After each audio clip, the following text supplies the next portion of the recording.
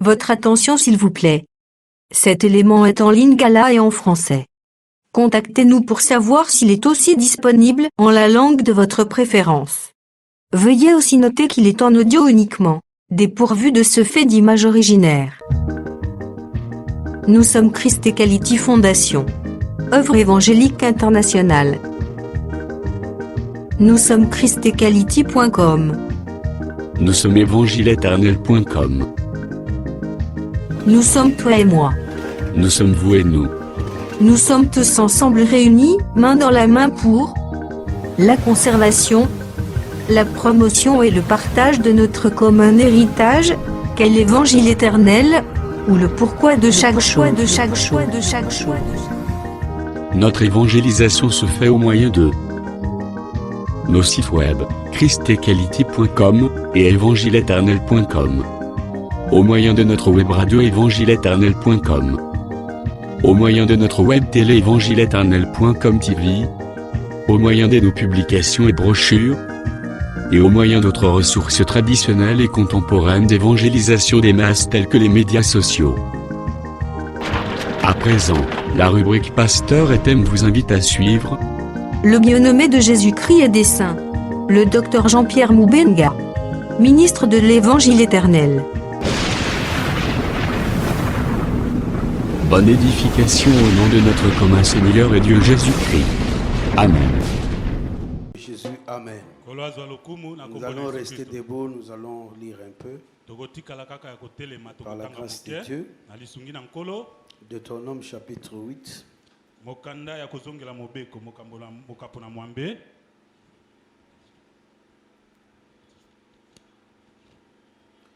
Nous allons lire à partir du verset 1er jusqu'au verset 5. Vous allez supporter, vous allez avoir juste la pensée.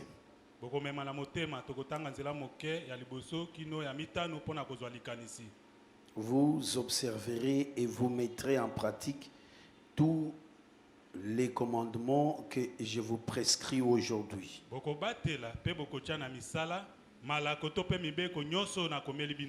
Afin que vous viviez, que vous multipliez et que vous entriez en possession du pays que l'Éternel a juré de donner à vos pères.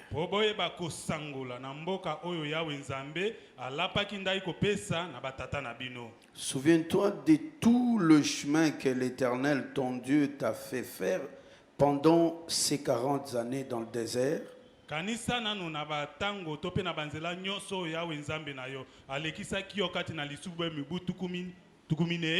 Afin de t'humilier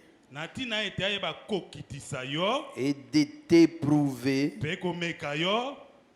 pour savoir quelles étaient les dispositions de ton cœur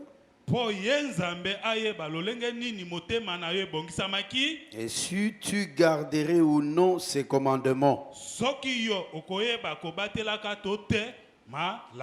Il t'a humilié, il t'a fait souffrir de la faim.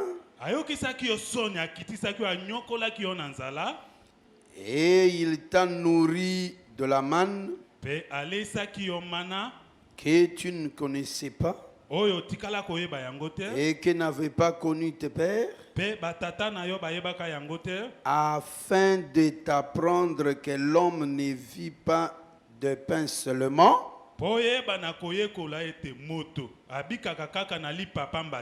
mais que l'homme vit de tout ce qui sort de la bouche de l'Éternel. Ton vêtement ne s'est point usé sur toi, et ton pied ne s'est point enflé pendant ces 40 années. Reconnais en ton cœur que l'Éternel, ton Dieu, t'a châtié comme un homme châtie son enfant.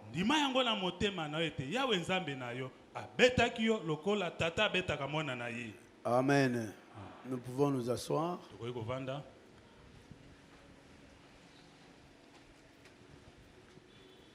Nous allons partager un peu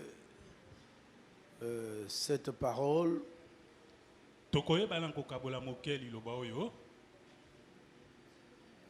Je crois que le Seigneur nous sera davantage favorable.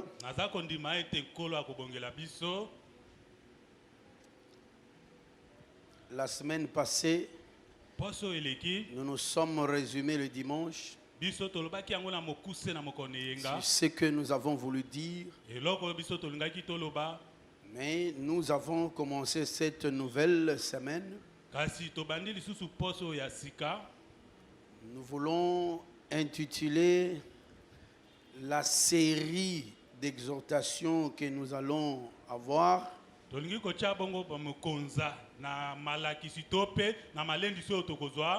Que nous finirons peut-être, si le Seigneur le permettra, le dimanche. Nous l'intitulons l'autorité des êtres vivants sur les cavaliers d'Apocalypse 6.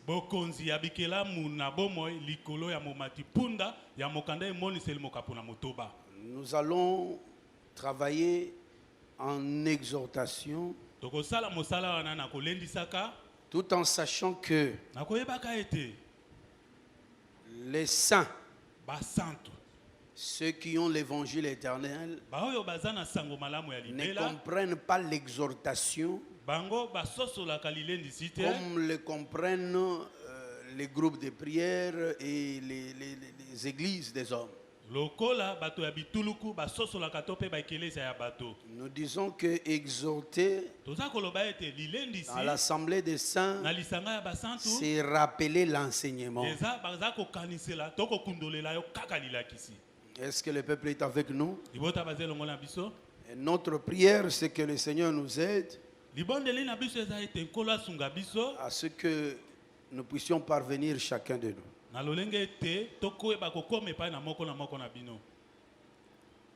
Nous avions lu un texte la fois passée. Nous allons reprendre ce texte de 2 Samuel chapitre 16.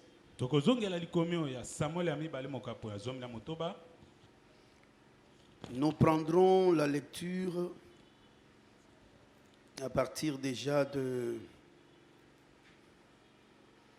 On avait déjà lu ça et on va prendre à partir du verset 11. Et David dit à Abishai et à tous ses serviteurs: voici mon fils qui est sorti de mes entrailles, en veut à moi, à ma vie. À plus forte raison, c'est Benjamite.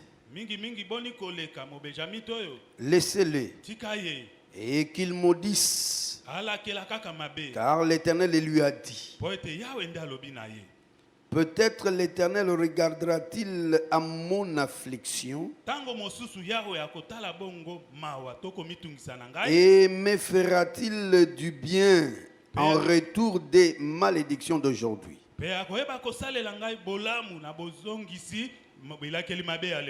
David et ses gens continuèrent le chemin. On s'arrête même là-bas. Vous complétez le verset. Je vais prendre encore une autre écriture ici. Parce que le virage que nous prenons maintenant, c'est ce que je viens d'intituler là.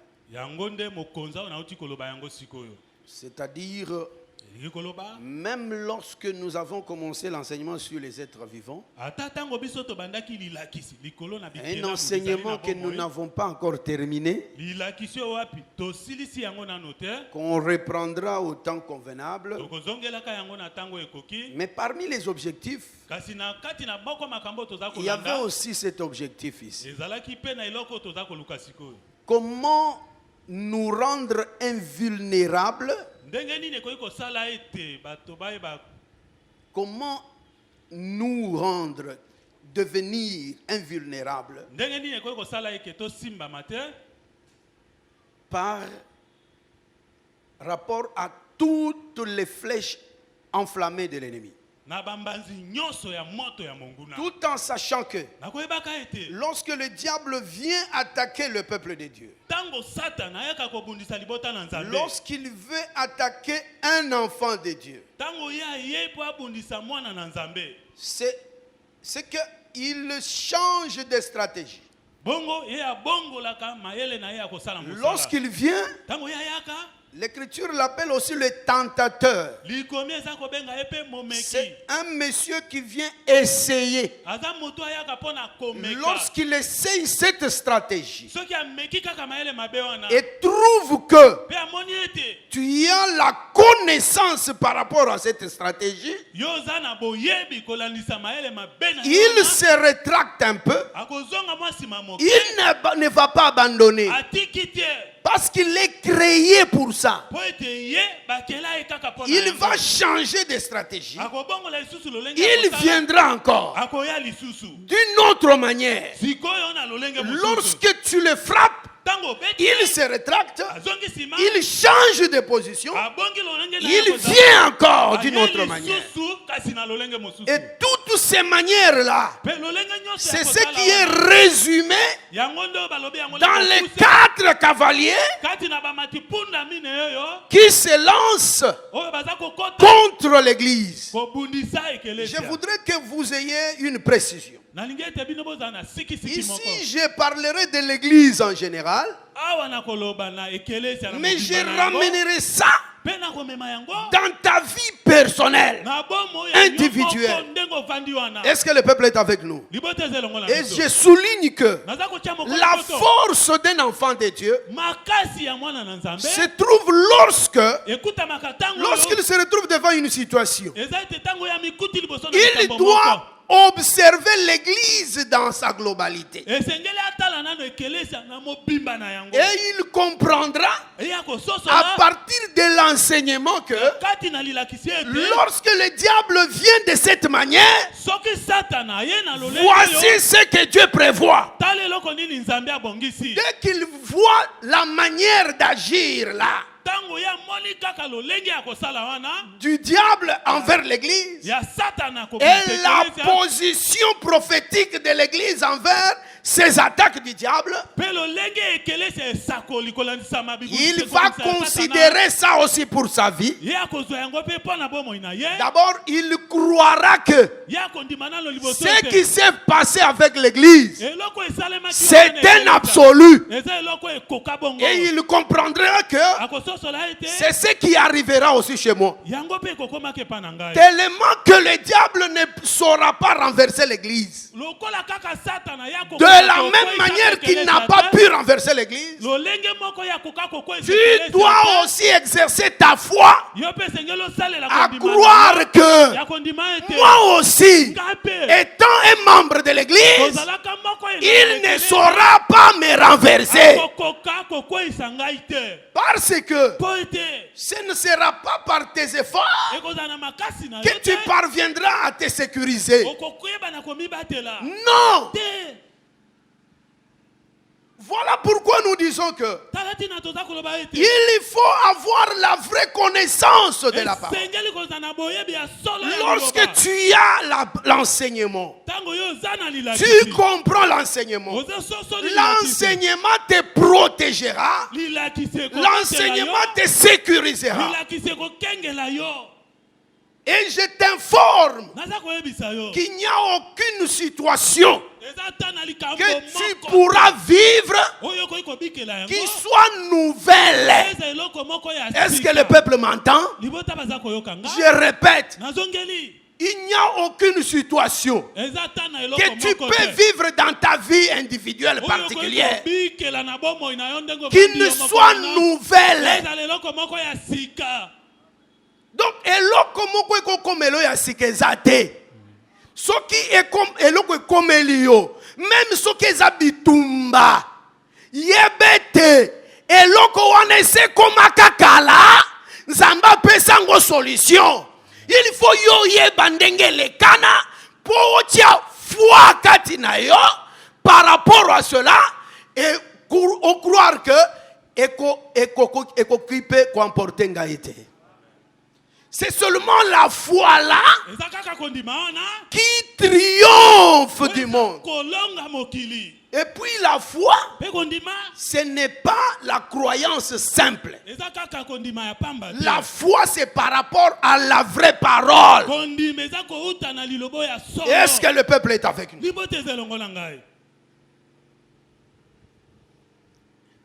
Je profite pour exhorter les gens. Parce que nous avons aussi beaucoup de nouveaux venus. Il y a des gens qui aiment beaucoup la prière. Ils se disent, bon, moi j'aime beaucoup la prière. Hein? Bon, les enseignements, bon, hein? Mais la prière, c'est une erreur. Tu ne peux pas aimer la prière plus que l'enseignement. Parce que l'enseignement, c'est le papa et la maman de la prière. Une prière sans enseignement, ce n'est pas une prière.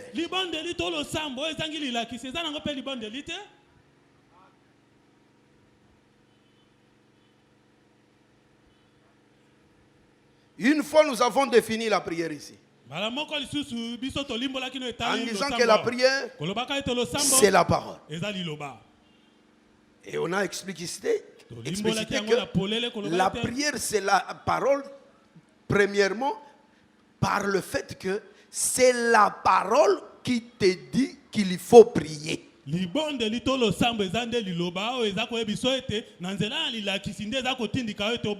Deuxièmement, la prière, c'est la parole par le fait que pour qu'une prière soit exaucée, il faut que ça soit la parole que tu retournes à Dieu. Donc la prière, c'est l'enseignement que l'on retourne à Dieu. Lorsqu'on avait commencé les foyers, parce qu'on n'a pas commencé les foyers aujourd'hui, nos foyers là où vous êtes, nous avons commencé, je ne sais plus l'année, dans les 1900 quelques, 90 quelques. Quand on a commencé le premier foyer, c'était le foyer d'Engaba. Il était en Ngaba à Boutoulou, je crois. Et on a commencé à faire le tour pour enseigner sur la prière. On disait ceci: la prière, c'est l'occasion que l'homme donne à la femme pour que la femme puisse enseigner l'homme. Parce que nous avons toujours dit que la femme ne peut pas enseigner l'homme, dans le sens qu'il ne peut pas prendre autorité sur les hommes. Mais dans la prière, l'homme qui est Dieu écoute la femme pour que la femme commence à enseigner maintenant l'homme. Parce que dans la prière, nous, l'église, qui représentons la femme de Dieu, nous prenons seulement les paroles que Dieu nous avait enseignées. Nous commençons aussi à l'enseigner. Et vous verrez aussi Dieu dire Amen. C'est ça l'exaucement de la prière. Mais si vous amenez vos passions par comparaison avec les hommes, Dieu ne vous écoute pas. Dieu n'écoute que sa propre parole. C'est comme ça que nous voulons dire ceci. Je ne vais pas entrer dans les détails des êtres vivants parce que on n'a pas encore terminé cet enseignement. Mais je prends toujours une image panoramique. Regardez avec moi Nous en avons parlé lorsque nous étions en train de réfuter le faux enseignement concernant l'ouverture des sceaux. Nous voyons ceci. Même si nous ne lisons pas, vous allez lire ça même à la maison. Apocalypse chapitre 6. À partir du verset 1er jusqu'au verset 8, vous lirez. Apocalypse 6. Verset 1er jusqu'au verset 8. Je répète que vous lirez ça. Mais ce qui est donné là, c'est quoi? C'est une danse, il y a un rythme là-bas. Un rythme où on voit dans l'ouverture des sceaux l'apparition des cavaliers. Et ces cavaliers sont sur des chevaux ayant différentes couleurs. Est-ce que le peuple est avec nous? Je répète, à l'ouverture des sceaux, les sceaux s'ouvrent progressivement. L'ouverture du premier, le deuxième, le troisième, le quatrième. Et le quatrième s'arrête là au verset 8. Mais pendant ce rythme-là, vous remarquerez l'apparition des chevaux. La fois passée, je vous ai dit, par rapport à la marche d'Israël de l'Égypte vers Canaan, c'est dès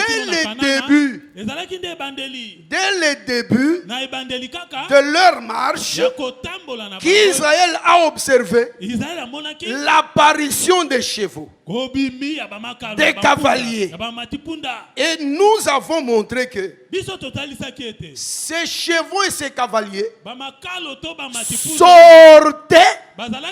Ça, il faut que le Seigneur te fasse qu'on peut voir ça. Ces cavaliers et ces chevaux sortaient de la mort de l'agneau. Est-ce qu'il y a quelqu'un qui comprend ce que je dis? Nous avons déjà parlé de ça. C'est-à-dire lorsque on a tué l'agneau, c'est la mort de l'agneau qui a permis la sortie d'Israël.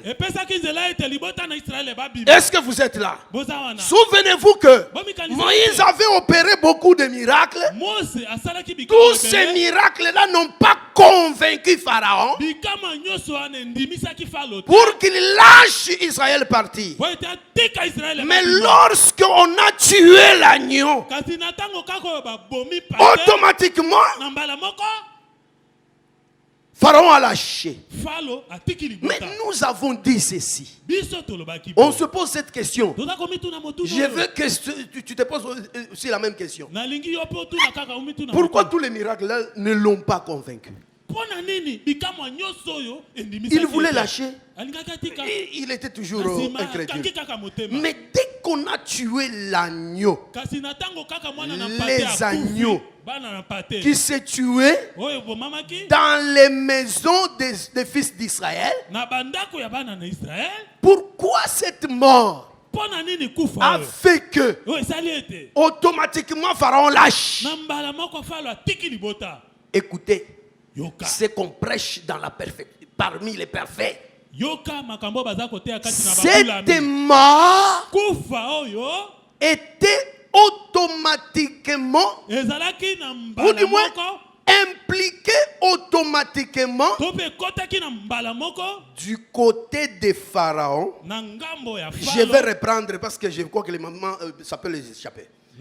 Il y avait le camp d'Israël et le camp de l'Égypte, des Égyptiens. C'est-à-dire le camp de Pharaon. Tous les miracles que Moïse faisait, il les faisait à partir du camp d'Israël. Cela ne répondait rien chez Pharaon. Ça le bougeait un peu, mais finalement il restait incrédule. Cela veut dire, malgré qu'il était frappé, mais il gardait un certain pourcentage de force. Ce qui le rendait incrédule. Mais lorsqu'on a tué l'agneau du côté d'Israël, cela a répondu à la mort des premiers-nés du côté de Pharaon. Est-ce que le peuple est avec moi? Cela a répondu. Ce qui veut dire quoi? La mort de l'agneau arrache le premier-né de Pharaon et de tout Israël. Et ici, ne comprenez pas le premier-né comme vous voyez le premier-né ici. Mais comprenez le premier-né d'après Genèse 49 verset 2-3. Un premier-né en Israël représente le Père lui-même. Un premier-né, c'est la force et c'est la vigueur du Père. Mais regardez ceci. Dès que l'agneau meurt, c'est que on a arraché le premier de Pharaon. C'est-à-dire quoi? On a dépouillé toute la force de Pharaon. Ce qui s'est fait ici, Paul l'a prêché dans Hébreux chapitre 2 verset 14. Regardez, nous lisons ça peut-être.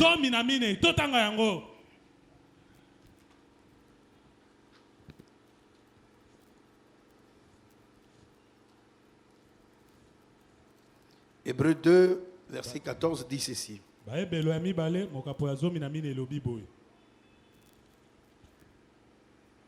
Ainsi donc, puisque les enfants participent au sang et à la chair, il y a également participé lui-même, afin que, par la mort, il anéantit celui qui a la puissance de la mort, c'est-à-dire le diable.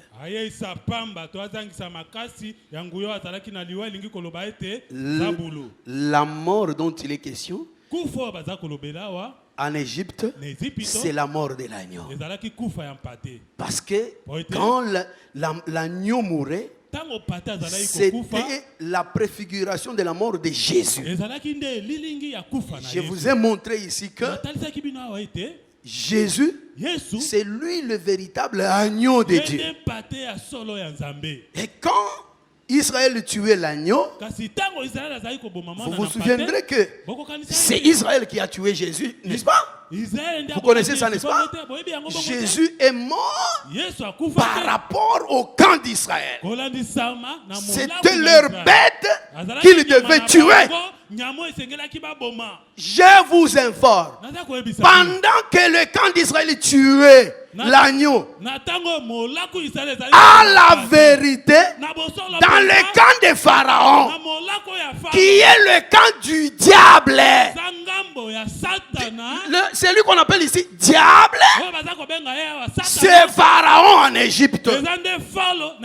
Donc lorsque l'agneau est mort, il y a eu ce qu'on appelle un dépouillement.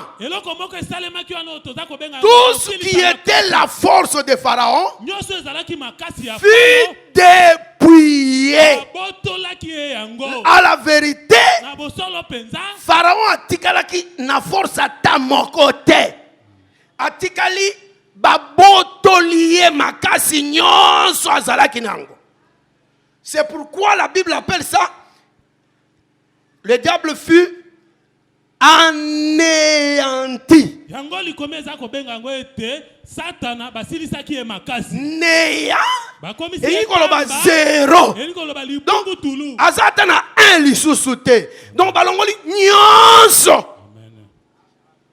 Voilà pourquoi cette mort a fait que le peuple devait devenir libre. Il n'y avait encore rien pour le retenir. C'est comme ça que le peuple est sorti.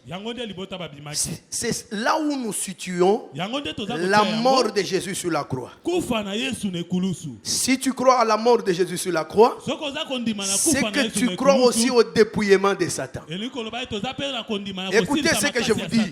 Je vous donne un secret. La foi en la mort de Jésus vous donne l'autorité totale sur Satan.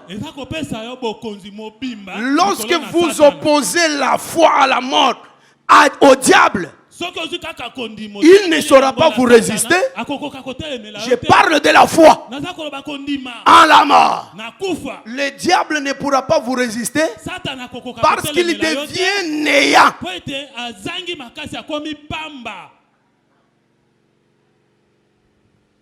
Est-ce que nous sommes là ensemble avec vous? C'est pourquoi je dis que dès qu'ils sont sortis, alors que nous situons la mort de l'agneau par rapport à la mort de Christ sur la croix, et c'est à ce moment ici que vous avez vu l'église sortir et commencer sa vie avec la venue du Saint-Esprit dans Actes chapitre 2. Je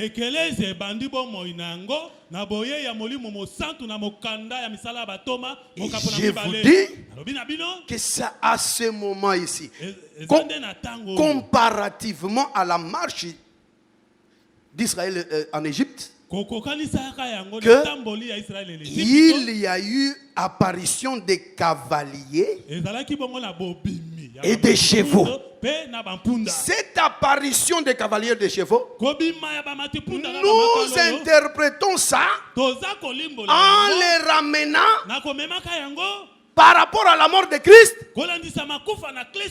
au moment ici où l'église est encore dans la marche vers Canaan. Parce que comme nous sommes là, nous sommes Israël dans la marche vers Canaan. Est-ce que le peuple est avec nous? Nous avons déjà quitté l'Égypte. Pharaon nous a déjà lâchés. Maintenant, nous avons comme direction Canaan. C'est pour dire que tous ces 4 sceaux ici qui montrent l'apparition des chevaux et des cavaliers qui étaient sur eux montrent que tout ce scénario-là se passe au moment où l'église est encore sur la terre. Et c'est maintenant. Voilà pourquoi nous disons ceci. Ces cavaliers étaient sur des chevaux qui changeaient de couleur. Il y a eu la couleur blanche, la couleur rouge, la couleur noire et la couleur pâle. Écoutez ça. Dans ce cadre ici, le changement de couleur, c'est le changement de stratégie d'attaque. Donc, comme tu es là, sache que le diable, pour venir chez toi pour t'attaquer, il ne peut venir que de ces 4 manières-là. Il vient comme un cheval, comme sur un cheval blanc. Si tu reçois la connaissance capable de l'affronter, il change de stratégie. Il t'arrive maintenant sur un cheval roux. Si tu parviens à le vaincre, il va changer. Il deviendra sur un cheval noir. Si tu le vains, il vient comme sur un cheval pâle. Il n'ajoutera rien. Si tu parviens à vaincre toutes ces 4 stratégies, c'est fini, tu l'as vaincu. Il comprendra que cet enfant ici, il m'est impossible de l'affronter. Il va raconter ton histoire dans son camp. Il parlera de toi.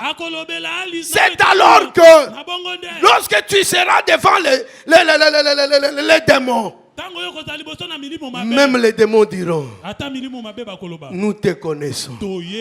Ils te connaissent comment? Babetali solo na yo na kana bango.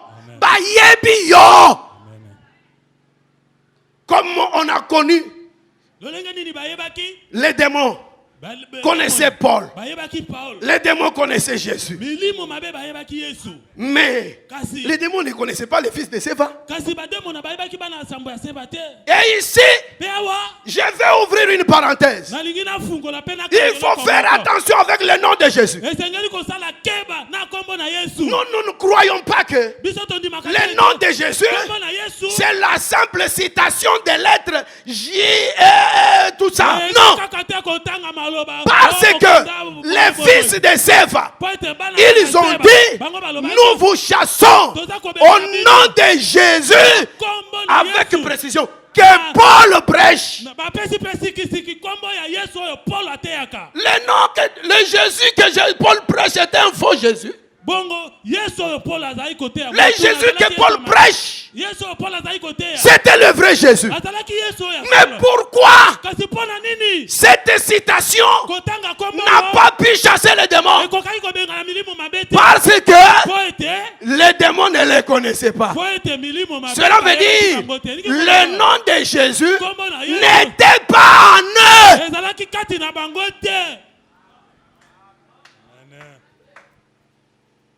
Il faut aimer que les démons te connaissent. Et quand tu les affrontes, dites-leur aussi. Parce que les démons sont des menteurs, hein, comme leur papa. Ils peuvent te tromper. Mais toi, rappelle-les. Je sais que vous me connaissez. Il faut leur dire comme ça. Vous me connaissez. Si vous avez le nom de Jésus en vous, dites-leur que vous me connaissez. Allez, quittez. Et ils vont partir.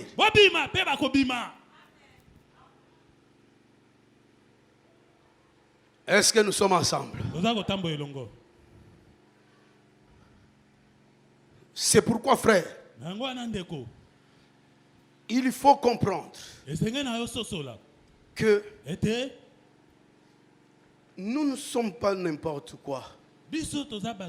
Même Dieu lui-même l'a dit en regrettant. Je veux que vous écoutiez la voix de Dieu à travers moi. Dans ce que je vais dire ici, dans cette écriture que je vais répéter, je prie Dieu que vous écoutiez la voix de Dieu. Le Seigneur a dit ceci: vous êtes des dieux, mais vous mourrez comme des hommes. Cela veut dire quoi?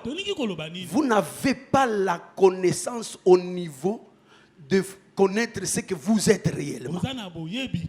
En d'autres termes, vous ne réalisez pas ce que vous êtes réellement. Alingala c'est bon, vous avez mis yebate. Dans quel moko tu as mis yebate. C'est pourquoi l'enseignement doit avoir des précisions pour que la pensée entre. Il ne faut pas suivre l'enseignement avec un enthousiasme seulement de crier.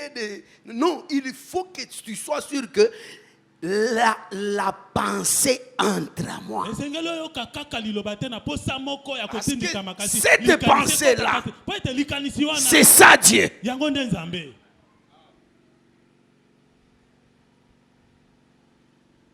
Et ici, je me suis résumé en disant la manière du diable de faire, d'agir, est résumée dans ces 4 couleurs de ces chevaux.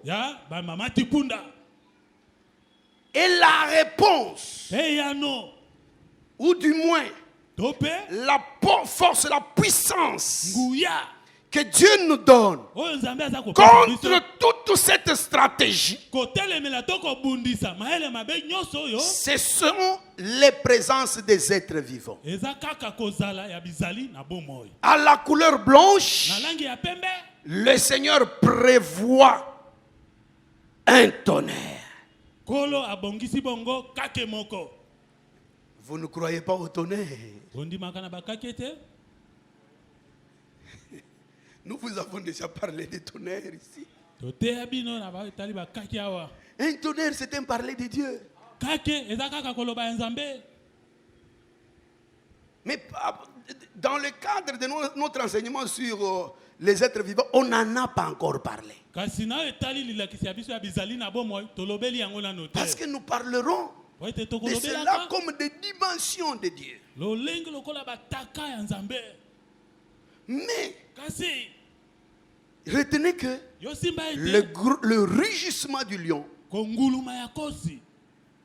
renverse le cavalier qui est monté sur un cheval blanc. Et quand il change, il vient.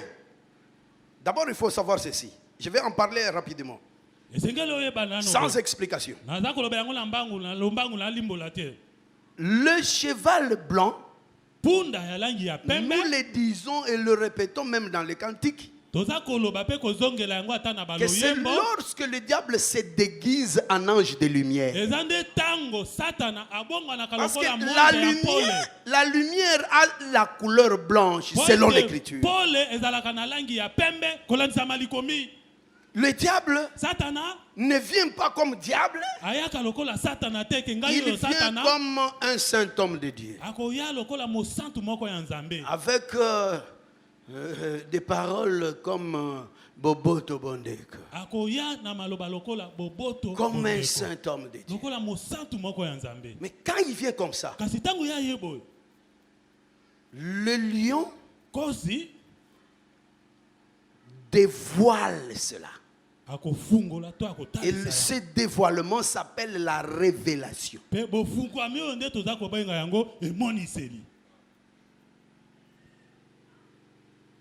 Et lorsqu'il va changer, donc, comme tu es là, tu dois avoir la révélation de la parole de Dieu.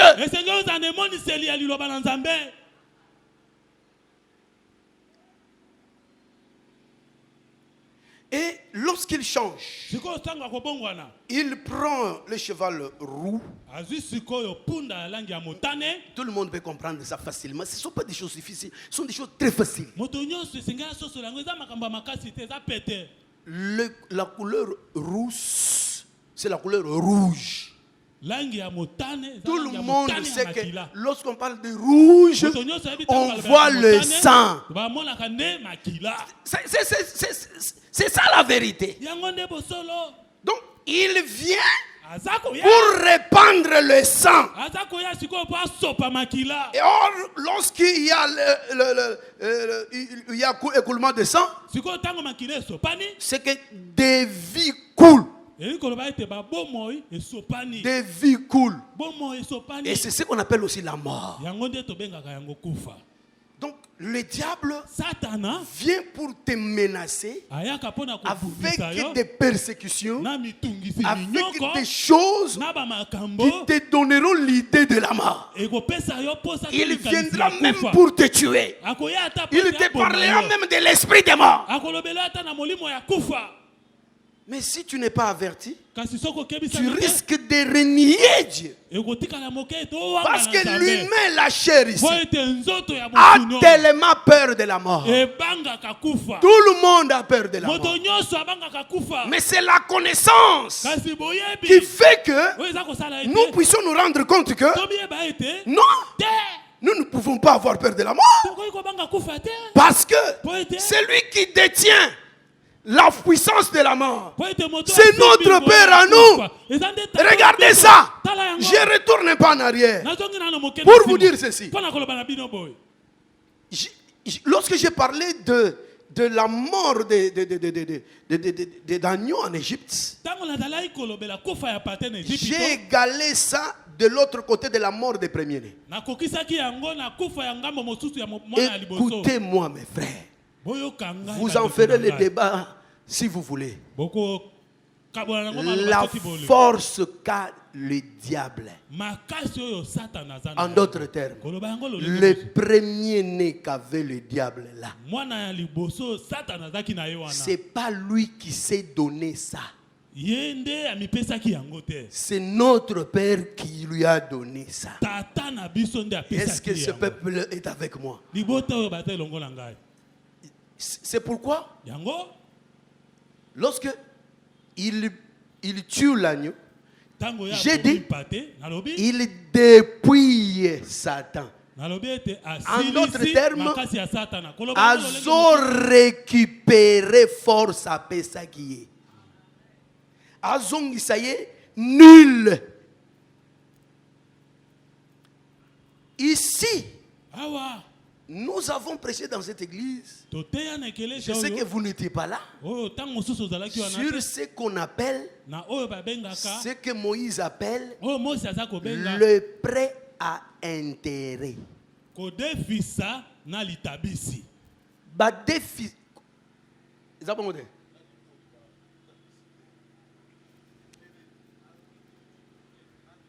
Alors bien. Donc, ce qui va déficit aux zongisi na intérêt. Est-ce que vous avez suivi? On va bien à la banque Lambert, n'est-ce pas? Donc, on a défi $1000, on a zongisi 1500. Na katia Israël et comment mi boye. Nzamba boye ko défi ça na intérêt te. Malobi boye. Ndeko na yoyo zalaka na ye komela libele moko koyo qualité ya moko okoki ko déficit ye na intérêt te soki o déficit na intérêt o sumuki siko nzamba bakisi boy mais mopaya oyo akoleka na nzela kuna okoki ko déficit ye na intérêt et soki kaka wana te likomi ezoloba pe boy. Je crois que je ne suis pas allé très pressé. Lisons ça. C'est important.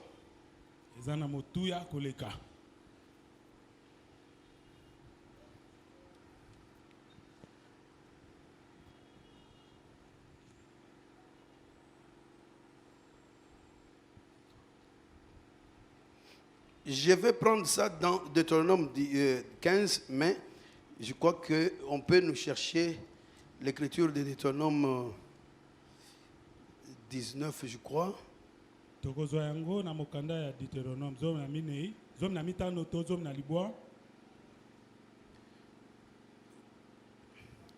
Je prends le Deutéronome du chapitre 15. On pourra ajouter d'autres écritures après.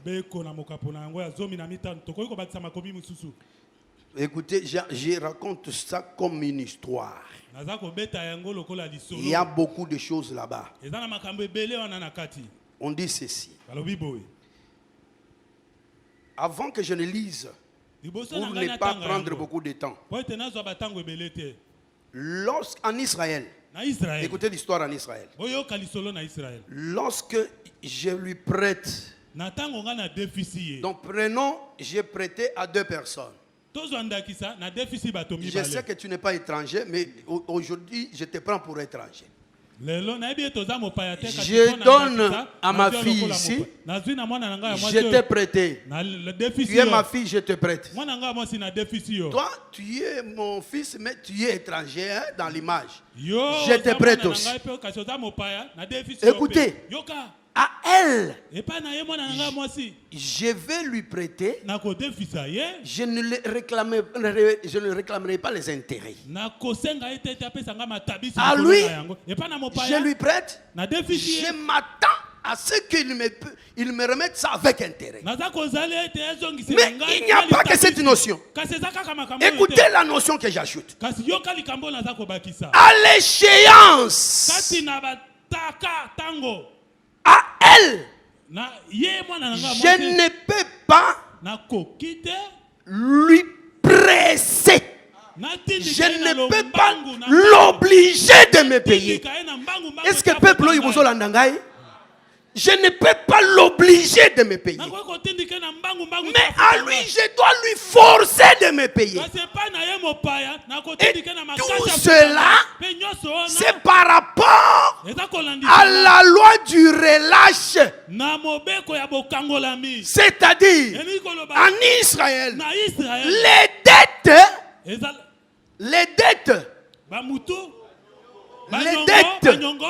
durent 6 ans. Et la 7e année, toutes les dettes sont prescrites. Ça termine. Est-ce que vous m'entendez? La 7e année, c'est une personne qui paye les dettes de tout le monde. Maintenant, lorsque je les ai prêtés, je les ai prêtés peut-être la 2e année. La 3e année, je suis patient. La 4e année, je suis patient. La 5e année, je suis patient. Dès que j'arrive à la 6e année, je dois ouvrir l'œil. Parce que à la 7e année, ce qui n'a déficit qui a 10 personnes. Et si les gens qui n'ont pas c'est ainsi que en Israël, la loi me dit ceci. Quand on s'approche de la 7e année, la loi m'interdit de la presser de mes pays. La loi m'interdit de lui presser. Retenez 2 choses. La loi m'interdit de lui faire payer ça avec intérêt. Parce que c'est ma soeur. Est-ce que vous êtes avec moi? Mais pour lui, la loi me permet les 2 choses. La première chose, il doit me payer avec intérêt. Mais quand on s'approche du relâche de la 7e année, la loi me permet de lui presser, de l'obliger. Est-ce que le peuple est avec moi? Cette chose-là, le presser à remettre ma dette, c'est ce que les Écritures ici appellent les trompettes et les fléaux. C'est une manière, il y a qu'au forcer moto azongisa nyongo na intérêt. Moto wane faza la mopaya à cause de la mwana ndako te. Ici mopaya wa na ozoye yote neti biso ba congolais to aki ba nation to saki ba paya. Non, biso tant to kota na makamwa nzambe to zala su ba paya te. To zo koma bana ya ndako. Mopaya solo ezaka satana batu na ye.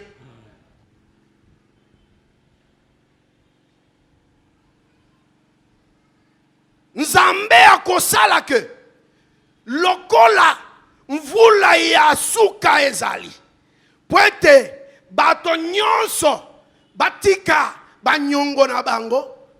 Nzambe akosaprete ke a forcer Satan na bato na ye bazongisa eloko yo yenzamba pesaki bango. Eloko nini? Makoki nyonso baza nango wana. C'est pourquoi nalingi koloba ke kobanga kabango ata mokete. Même la force de te tuer est venue de Dieu lui-même. Si Dieu ne le permet pas, akoboma pe yote. Bakobe tape masasi pam pam pam pam pam pam pam. Masasi jo kwe ya boye sali l'autre côté. Est-ce que vous ne le croyez pas? Tant que le Père ne le permet pas, et qu'on s'y batte. C'est pourquoi l'Écriture nous dit Soki omoni esimbi. Ah, tozongi mbala moko na déclaration à David. Alobi na Abishai. Tika ye a maudit. Est-ce que vous êtes avec moi? Soki Abishai a parvenu comme maudit. Maloba ya malédiction epimi. Vous pensez que c'est par la force d'Abishai né à son maudire David? Non, non, au nom de Jésus. C'est Dieu qui a permis. Pour que vous compreniez ça, retournez dans Nombre chapitre 23. Pendant que Balaam voulait maudire le peuple de Dieu, David c'était un saint de Dieu. Plus même que le peuple. Parce que le peuple péchait même plus que David. Est-ce que le peuple est avec moi? Mais quand Balaam approche du peuple pour le maudire, il ouvre la bouche pour la malédiction. La malédiction change en bénédiction, indépendamment de lui.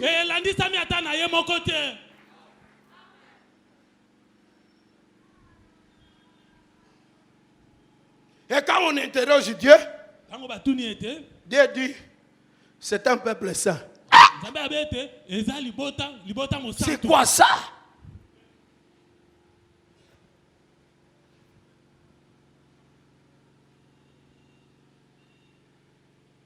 Je vais m'arrêter un peu là-bas parce que je dois expliquer un peu ça. Mais retenez que rien ne peut arriver si l'Éternel ne l'a permis. Est-ce que vous croyez à cela? Je répète encore. Rien ne t'arrivera si l'Éternel ne le permet pas. Même si tu habites Makala, je ne dis pas que va de toi-même entrer au milieu de Kuluna pour dire que Dieu ne permet pas. Non. Il faut écouter la voix de Dieu. Est-ce que le peuple est avec moi? Mais si on te surprend, crois que le Seigneur va te protéger, il va te sécuriser.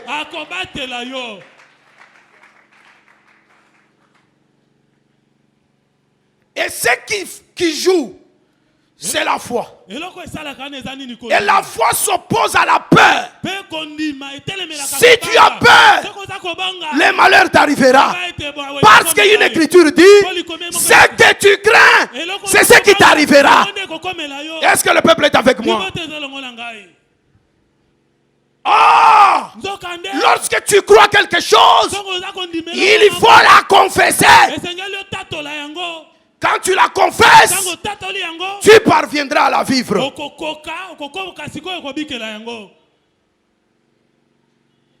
Nous mettons debout.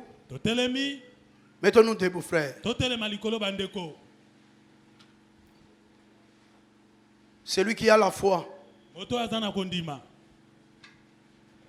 c'est que la peur doit être éloignée de lui. En d'autres termes, la peur combat la foi. Si tu as la foi et la peur, c'est que tu as moindre foi. Une foi avec hésitation. Une foi avec doute. Une telle foi, Dieu ne la voit pas. Je voudrais que nous disions à Dieu. Nous allons d'abord remercier le Seigneur. Et ensuite nous allons dire au Seigneur Lui qui nous a dit que vous êtes des dieux, mais vous mourrez comme les hommes. Qu'il nous récupère, qu'il éloigne de nous la peur. La peur n'est pas seulement la peur de la mort. La peur, c'est aussi la peur de la souffrance. Bien que la souffrance se traduit toujours par la mort. Beaucoup de gens, même les vierges folles, ils seront traduits en vierges folles parce que ils auront peur.